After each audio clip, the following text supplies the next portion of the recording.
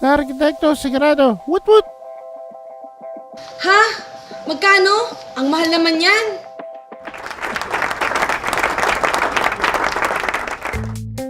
Nangyari na ba sa inyo yung ganyang scenario? Her face says it all. A face of gulat, a face of disgust, a face of her unwillingness to pay. Clients think we overprice and produce seemingly very little. Aside from that, you have a multitude of service providers who charge less. May kilala nga ako eh. Ino-offer ako 1,000 per page lang. Every professional will have his or her own payment scheme. Parang damit lang yan. Merong Giorgio Armani at meron ding Divisoria. Libreng architect to propose whatever fee sa client niya, provided he can justify it with his work. For the purpose of this discussion, being the prime professional, I'm assuming that an architect is hired for a project. So before trolls chime in, this should serve as my disclaimer. Mahal ba ang architect? As a friend and fellow professional once said, Sulit. bakit nga ba sulit? What is covered in the fee? And in the end, magkano ba? Ang United Architects of the Philippines or UAP ang accredited professional organization ng architects na recognized ng PRC. Meron kaming fee schedule that aims to be the standard fee schedule na gagamitin ng lahat ng arkitekto, whether Calvin Klein pa siya or YC Bikini Brief. This information is posted on the UAP website and is recognized by Congress. Yung fees ang nasa website hindi yung brief. Let's begin. For the purpose of this discussion, let's assume the price of labor and materials for a project to be 1 million pesos. Tatlo ang scheme ng arkitekto para mabayaran. Yan ang percentage-based, which is the most common, lump sum, medyo common din, at time-based or per hour-based.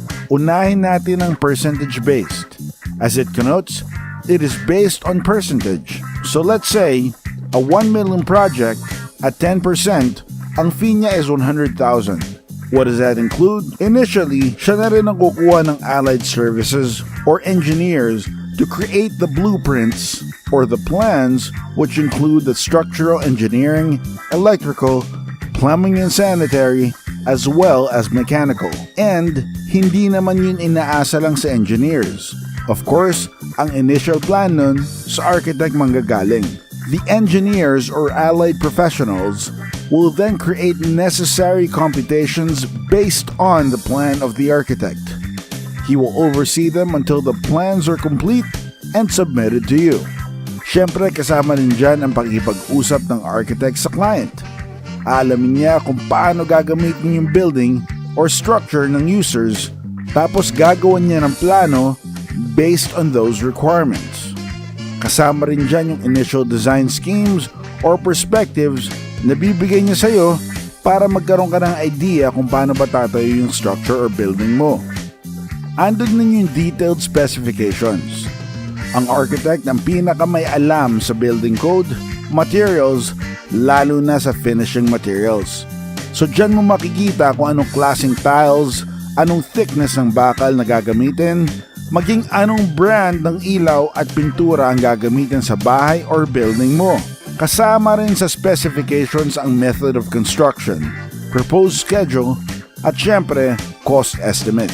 An important note to have, estimate not quote. Kasi during construction, depending on who you're getting to build, possible na mag-iba-iba pa yan. You can create your progress building scheme, but note that once the architect submits the signed and sealed blueprints and building permits, about 85 to 90% of his work is done and pwede nang bayaran. Yung 10% na naiwan will vary depending on how much the project costs at project completion, at which time the 10% will be adjusted accordingly. Any site visits, revisions, additional drawings, etc. warrants additional payments or per diem unless included in their scope of works. At kung meron ka namang kamag-anak or kaibigan license who provides the work that allied professionals do, the architect will naturally deduct that or lessen his fee. Kung architectural works at architectural works lang, standard ang 6% of total materials and labor. Next is the lump sum method. Generally, halos pareho siya ng percentage method, pero clearly defined ang scope of works niya. Malinaw kung ano-ano ang isasubmit ilang beses ka pupunta, kung bukas ba ang tenga mo para makinig habang ginagawa yung project at kung ano-ano pa. In my own experience, it normally starts with the percentage method, tapos pretty much yun na. Isasara nyo na yung usapan nyo sa kung magkano man at kung ano ang progress billing nito, tapos yun na yun, titigil na at hindi na mag-incur ng percentage. Note for the clients and professionals, pag-usapan nyong mabuti kung ano ang scope, ilang beses kayo bibisita at kung anong drawings ang ipoprovide nyo.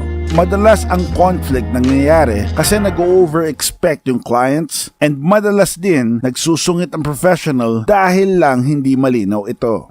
Kung kamag-anak nyo naman or kaibigan, siguro okay lang mag-over ka ng deliverables.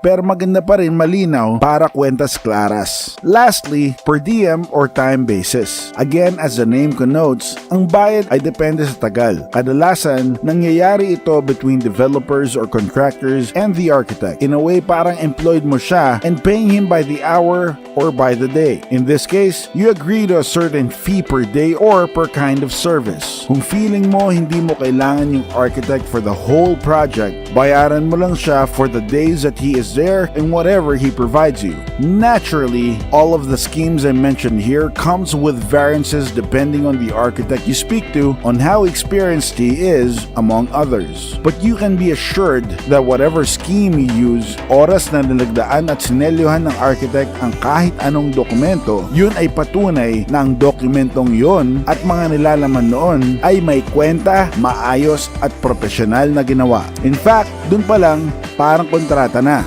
Makakaasa kayo na sa dokumentong yon, nakatali ang arkitekto ng 5 taon mula matapos ang inyong project at 15 years kung sakaling may mangyaring di inaasahan sa project nyo. At sa nagsasabing mahal ang architect, yung pagkatali na yan o liability, halos yan ang binabayaran nyo dahil meron kayong peace of mind.